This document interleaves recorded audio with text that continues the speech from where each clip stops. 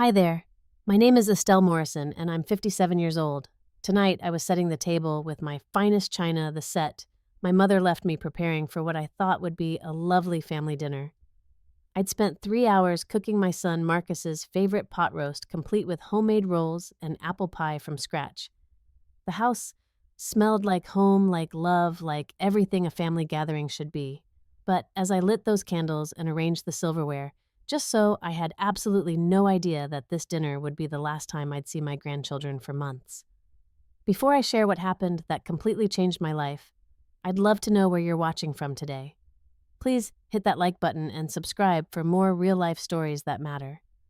Now let me tell you about the night that shattered my world and how I found the strength to rebuild it. You need to understand something about my life to grasp why that dinner meant so much to me. 18 months earlier, my husband of 32 years, Robert, had died suddenly from a heart attack. One moment we were planning our retirement travels, the next, I was planning his funeral. The grief nearly broke me, but I held on because I still had my son and his family. I'd poured everything into Marcus over the years. When he struggled through college, I worked double shifts at the hospital where I was a nurse to help pay his tuition. When he wanted to marry Gabrielle, I dipped into my savings to contribute $15,000 toward their dream wedding. I wanted him to have everything his father and I never could afford.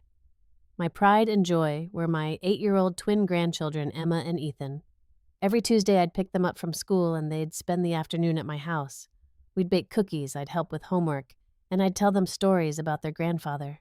Emma loved hearing about the time Grandpa Robert tried to fix the kitchen sink and flooded the entire first floor. Ethan would giggle when I described how his grandpa once got stuck in our attic looking for Christmas decorations. Those children were my lifeline after Robert's death. Their laughter filled the empty spaces in my heart. But things had been changing since Marcus married Gabrielle 2 years ago. At first, I attributed the shifts to normal newlywed adjustments.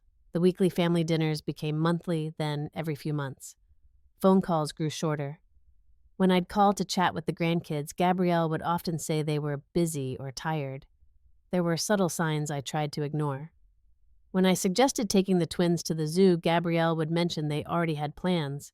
When I offered to babysit for date nights, there was always a reason why it wouldn't work. I started buying more expensive gifts, hoping to maintain my place in their lives. Last Christmas, I spent $800 on presents money I really couldn't afford on my fixed income. The breaking point came 3 weeks before that fatal dinner. Emma had fallen off her bike and scraped her knee badly. When I suggested she might need to see a doctor, Gabrielle snapped at me saying I was being dramatic, and that modern parents don't rush to doctors for every little scrape like my old-fashioned generation did. Marcus just stood there silent. So when I planned this dinner, I was determined to heal whatever rift had formed. I spent the entire day cooking. The pot roast had been in the slow cooker since 6 in the morning. I'd rolled out homemade bread dough, something I hadn't done since Robert was alive. The apple pie was his recipe, the one his mother had taught me when Marcus was little. I polished the good silverware until it gleamed and set out the wedding china I rarely used anymore. I even bought flowers for the centerpiece yellow daisies because they were Emma's favorite. Everything had to be perfect. When 6 o'clock came and went with no sign of them, I started to worry. By 6:30, I was checking my phone obsessively. Finally, at 7, they arrived without any apology or explanation for being 30 minutes late. The moment they walked in, I could feel the tension. Gabrielle's smile looked painted on, and she barely made eye contact. Marcus seemed nervous, fidgeting with his car keys even after setting them down. The children, usually so excited to see me, seemed subdued and kept looking at their parents before speaking.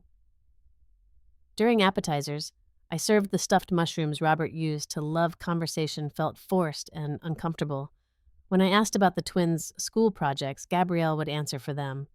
When I mentioned a funny story from my work at the community center where I now volunteered, Marcus just nodded without really listening.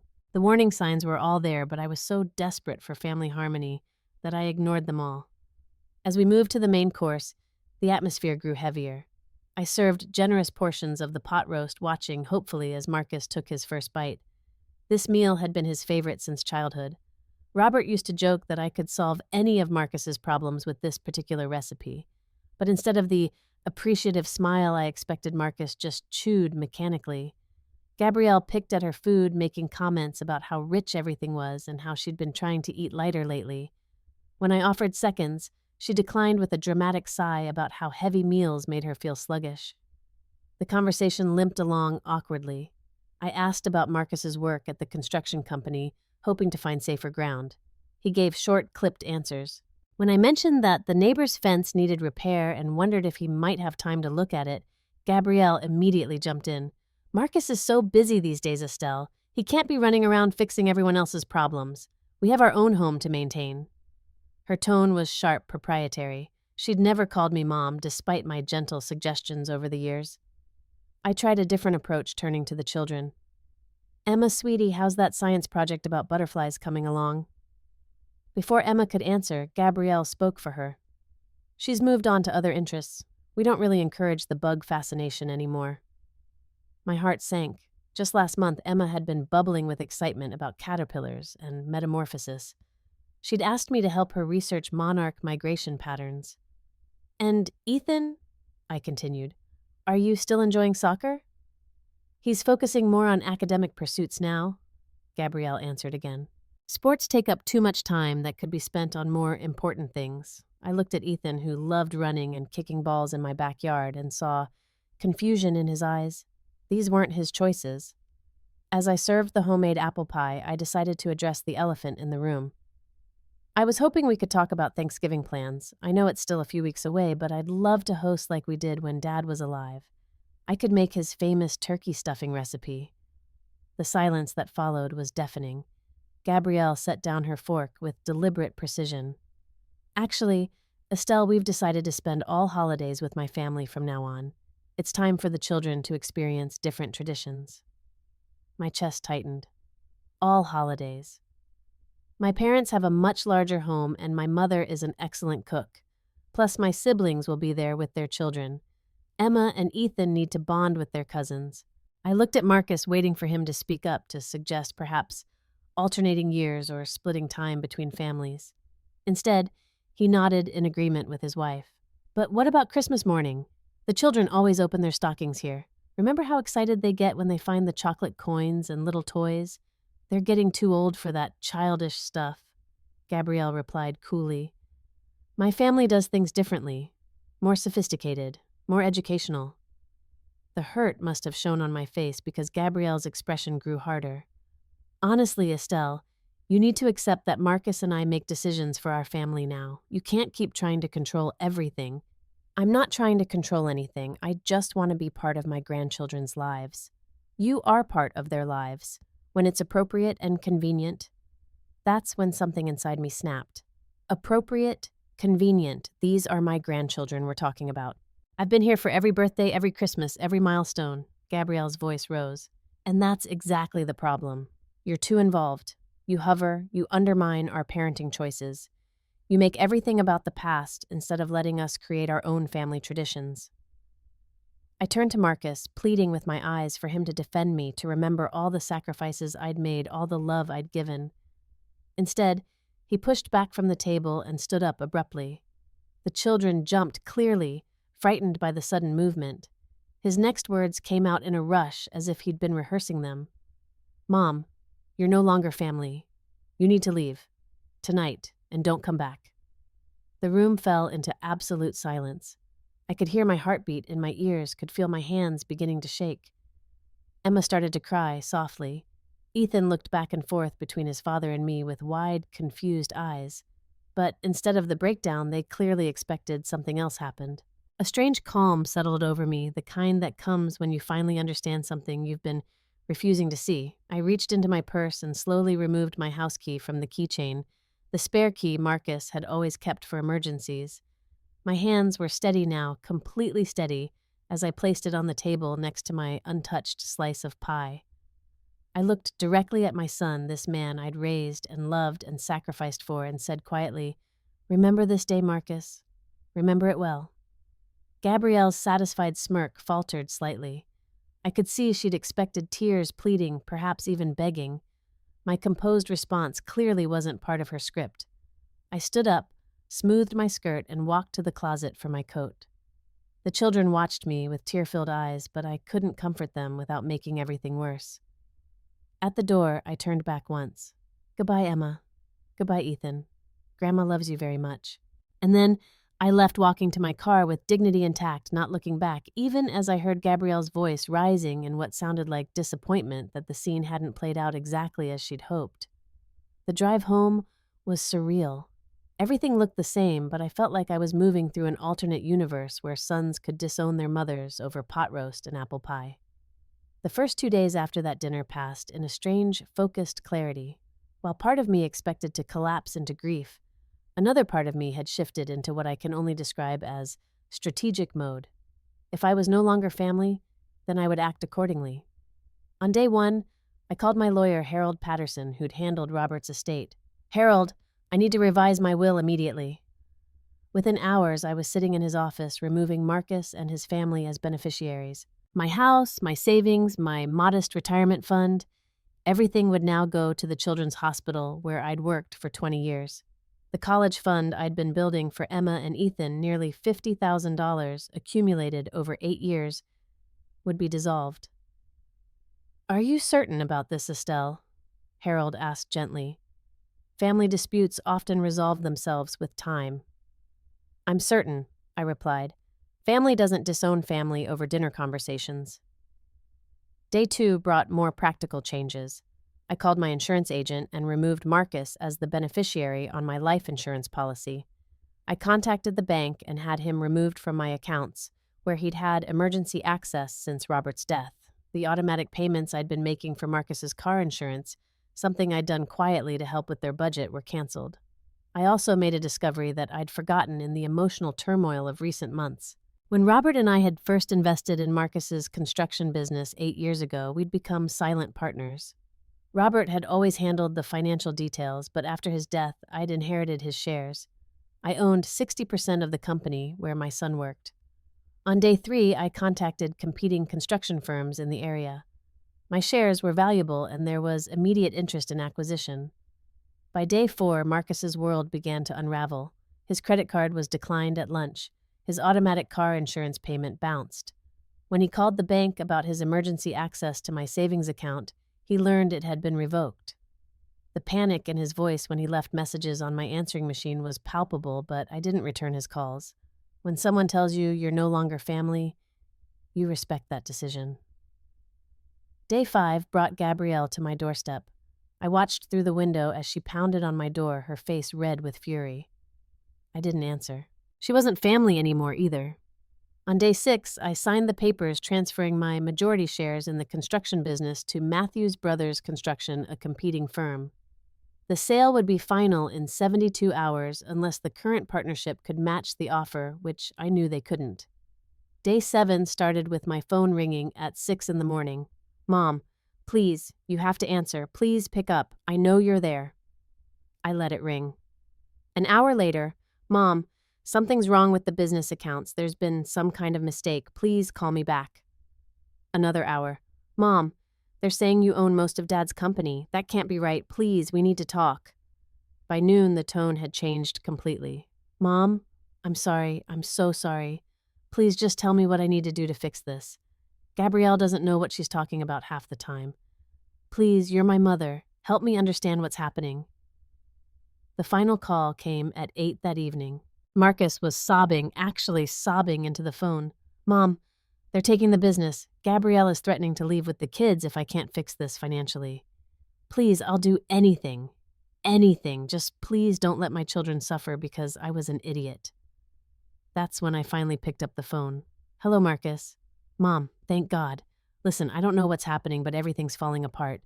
The business, my credit, Gabrielle's talking about taking the kids to her parents' house permanently. Please, you have to help me understand what's going on. You told me I was no longer family, I said calmly. I didn't mean it. I was stressed Gabrielle was pressuring me. I said something stupid. You know I didn't mean it. When someone tells me I'm not family, I believe them, so I made arrangements accordingly. The silence on the other end stretched for long moments. What arrangements?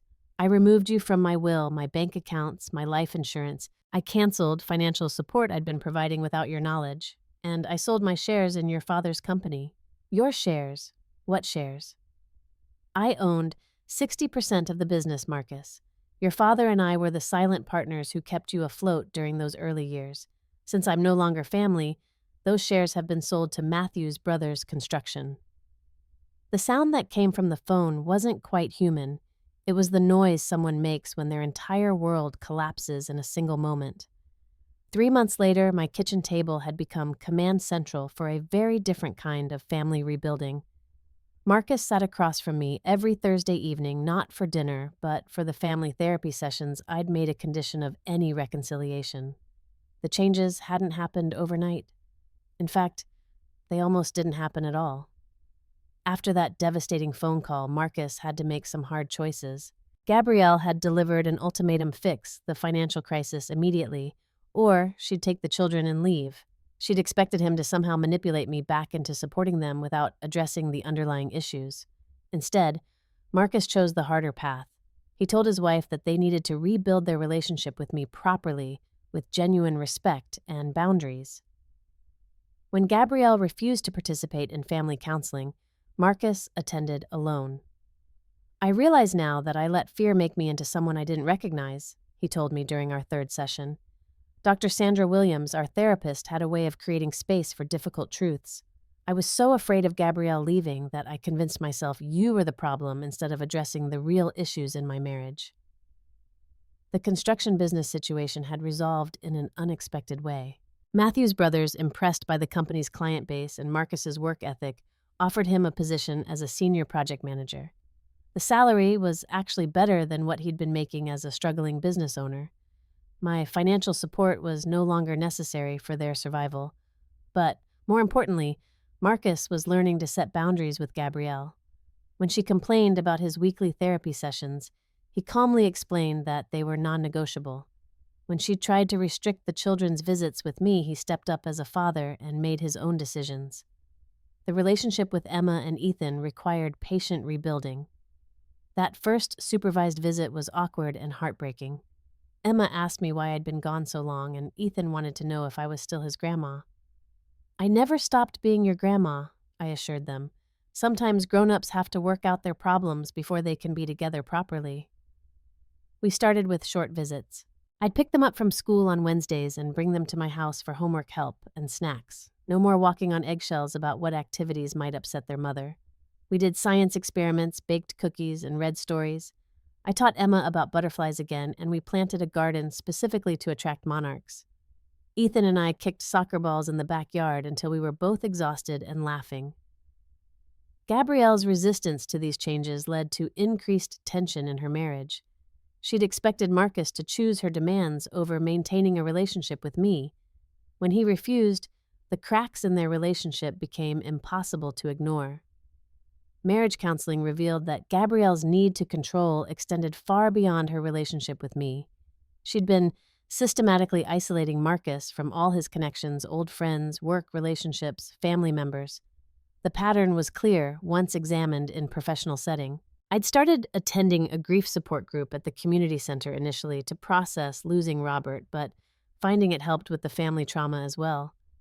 Through that group, I'd made new friends, women who understood loss and resilience. Margaret, whose daughter had addiction issues, became particularly close. We started taking art classes together, something I'd always wanted to try, but never prioritized. For the first time in years, my life didn't revolve entirely around my family's needs. I was rediscovering interests and dreams I'd set aside during decades of caregiving. The monthly family dinners we'd resumed had clear guidelines now. Conversations stayed respectful. Decisions about the children required both parents' input and everyone's contributions to the meal and cleanup were expected. Gabrielle participated minimally, but she participated. Marcus had grown into the father I'd always known he could be. He made independent decisions about his children's activities, defended their interests when necessary, and maintained open communication with me about their needs and development. The financial independence I'd discovered was liberating in unexpected ways. For years, I'd quietly supported Marcus's family, believing that's what good mothers did. Now, I understood the difference between helping and enabling. True support meant allowing people to succeed or fail based on their own choices. 6 months after that devastating dinner, I was arranging flowers in my kitchen when I heard a car pull into the driveway. Through the window, I saw Marcus helping the twins out of his truck, each of them carrying overnight bags for their weekend stay. This had become our new normal. Every other weekend, Emma and Ethan spent Friday night through Sunday afternoon with me. We had adventures, created traditions that belonged just to us, and built memories without anyone else's approval or interference. "Grandma!" Emma burst through the door, immediately wrapping her arms around my waist. "I brought my butterfly journal to show you. We saw 3 monarchs at school this week." Ethan was right behind her soccer ball under his arm. "Can we work on penalty kicks after lunch? Dad said you used to be really good at soccer when you were young." I glanced at Marcus, who was lingering in the doorway with a small smile. Our relationship had evolved into something healthier than it had ever been. The desperate need to please, to maintain peace at any cost, had been replaced by genuine respect and affection. "How are things at home?" I asked him quietly while the children raced upstairs to claim their bedrooms. "Different," he said honestly. "Gabrielle's still adjusting to the new boundaries, but she's trying. Marriage counseling is helping slowly. She's starting to understand that my relationship with you doesn't threaten our marriage unless she makes it threatening." We'd learned through therapy that Gabrielle's controlling behavior stemmed from deep insecurities about losing the people she loved. Her own mother had been absent and unreliable, making her desperate to control every relationship in her adult life. Understanding the source didn't excuse the behavior, but it provided a framework for healing. The construction company situation had worked out better than anyone expected. Marcus thrived in his new role, and the stability of steady employment without business ownership stress had improved his confidence dramatically. They'd been able to buy a smaller house that fit their actual budget instead of the oversized one they'd been struggling to maintain. My own life had expanded in wonderful ways. The art classes had led to a small studio space in my basement where I painted landscapes and still life compositions. Margaret and I had planned a trip to Santa Fe for the following spring, something I never would have considered before discovering my own strength. The grief support group had evolved into genuine friendships. We met monthly for dinner and took turns hosting. Having relationships that weren't based on caregiving or being needed was refreshing and empowering. Most surprisingly, I'd started volunteering at a center for women in difficult family situations. My experience with setting boundaries and maintaining dignity during family conflict had given me insights that helped other women navigate similar challenges. One particularly memorable session involved a woman whose adult daughter was financially exploiting her while emotionally manipulating her with threats about grandchildren access. I was able to share strategies that went beyond just emotional support. "You teach them how to treat you by what you accept," I told her. "Love doesn't mean tolerating disrespect. Sometimes the most loving thing you can do is refuse to enable destructive behavior." The children's voices drifted down from upstairs as they settled into their rooms, and I felt that familiar warmth of family happiness. But this time, it was different. This joy wasn't fragile or dependent on everyone else's approval. It was mine, because I'd learned to value myself appropriately. Marcus checked his watch. "I'll pick them up Sunday around 5 if that works." "Perfect. We're planning to visit the Butterfly Conservatory tomorrow and then work on that science project about ecosystems." Gabrielle actually suggested that Emma might like to join the Junior Naturalist program at the Nature Center, Marcus said carefully. She found information about it online. This was progress. Instead of criticizing Emma's interests, Gabrielle was finding ways to support them. Small steps, but movement in the right direction. After Marcus left, I sat in my living room with a cup of tea, listening to the children's laughter upstairs. The photos on my mantle told the story of our family's journey, pictures of Robert and me as newlyweds, Marcus as a baby, the twins at various ages, and some newer ones from recent visits. But I'd also added photos that represented my individual growth snapshots from the art class exhibition, the grief support group's volunteer project landscapes from a weekend trip Margaret and I had taken to the coast. My phone buzzed with a text message from Harold.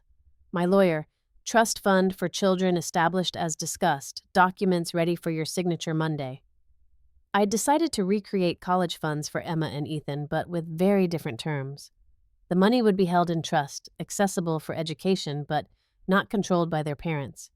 The children would have direct access at 18, ensuring their futures regardless of family dynamics. This wasn't about rewarding or punishing anyone. It was about learning from experience and protecting the next generation from the mistakes we'd all made. The evening routine with my grandchildren had become precious to me. We cooked dinner together, each of us responsible for different parts of the meal. Emma was becoming excellent at salad preparation, and Ethan had mastered scrambled eggs. These weren't tasks assigned to keep them busy, but genuine contributions that made them feel valued and capable. During dinner, we talked about everything: school challenges, friendship dynamics, things they were curious about, dreams for the future. Without the tension that had pervaded our previous gatherings, conversation flowed naturally and authentically. Before bedtime, we'd established a new tradition. Each person shared one thing they'd learned that day and one thing they were grateful for. Tonight, Emma had learned that monarch butterflies travel up to 3,000 miles during migration, and she was grateful for the art supplies I'd bought her to illustrate her nature journal. Ethan had learned that his math teacher had emigrated from Ireland when she was his age, and he was grateful that his parents were letting him try out for the travel soccer team next year. I'd learned that healing doesn't mean going back to the way things were, and I was grateful for the courage to demand better for all of us. As I write this story, it's been almost a year since that life-changing dinner. The woman who set that table with hope and fear feels like someone I used to know, someone I've evolved beyond while still honoring her experiences. The most important lesson I learned wasn't about family dynamics or setting boundaries, though those were crucial. It was about the difference between being loving and being a doormat, between supporting others and losing yourself in the process.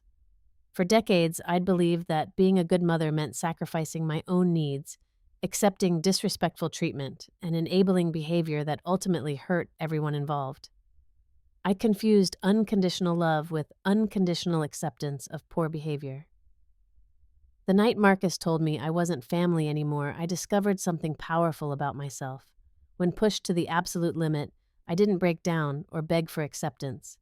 Instead, I found a strength I didn't know existed, a willingness to walk away from relationships that required me to diminish myself. That strength changed everything, not because it was vindictive or punishing, but because it forced everyone to reevaluate what they truly valued. Marcus had to choose between appeasing his wife's need for control and maintaining a relationship with his mother. When faced with real consequences, he chose growth and healing over convenience. Gabrielle had to confront the reality that isolation and manipulation weren't sustainable relationship strategies. While our relationship remains cordial, rather than close, she's learning to respect boundaries and share decision-making about the children. Most importantly, Emma and Ethan are growing up in an environment where respect is expected and modeled, where they see adults making difficult but principled choices, and where they experience unconditional love that doesn't require them to choose sides or sacrifice their own needs. The butterfly garden Emma and I planted has become a metaphor for our family's transformation. What looked like destruction, the clearing away of old plants and established patterns, created space for something new and beautiful to grow. This spring, dozens of monarchs visited our garden. Emma documented their life cycles, and Ethan learned that sometimes you have to break down completely before you can become something magnificent. I'm not the same woman who cried alone in her empty house 18 months ago after Robert's death. I'm not the same grandmother who walked on eggshells to maintain peace at any cost. And I'm not the same mother who equated love with endless sacrifice. I've learned that you can't save relationships by diminishing yourself, that respect must be mutual to be meaningful, and that sometimes the most loving thing you can do is refuse to participate in destructive patterns. My life now includes Thursday therapy sessions, monthly dinners with clear boundaries, weekend adventures with my grandchildren, art classes that feed my soul, friendships based on mutual interest rather than obligation, and volunteer work that utilizes the wisdom earned through my own struggles. The house feels different now. Not empty, but peaceful. Not lonely, but intentionally quiet. Not waiting for others to fill it with meaning, but complete in itself while welcoming genuine connection. I still miss Robert every day, but I've learned to honor his memory by living fully rather than merely surviving. I think he'd be proud of the woman I've become, the grandmother I've learned to be, and the mother who finally understood that love requires boundaries to flourish. Sometimes people ask me if I regret the dramatic actions I took, if I wish I'd handled things more gently. The answer is complex. I regret that such drastic measures were necessary, but I don't regret choosing self-respect over false peace. That dinner didn't just change my relationship with my son, it changed my relationship with myself. And that ultimately made every other positive change possible. Have you ever found yourself in a situation where you had to choose between keeping peace and maintaining your self-respect? How did you handle family members who took your love for granted? I'd love to hear your thoughts in the comments below. If this story resonated with you, please give it a like and share it with someone who might need to hear that they deserve to be treated with dignity, even by family. Don't forget to subscribe for more stories about finding strength in difficult situations and learning that sometimes the most loving thing you can do is set firm boundaries. Thank you for listening to my story, and remember that your worth isn't determined by how others treat you, but by how you choose to treat yourself. May you find the courage to demand the respect you deserve, and may your relationships be built on genuine love rather than fear.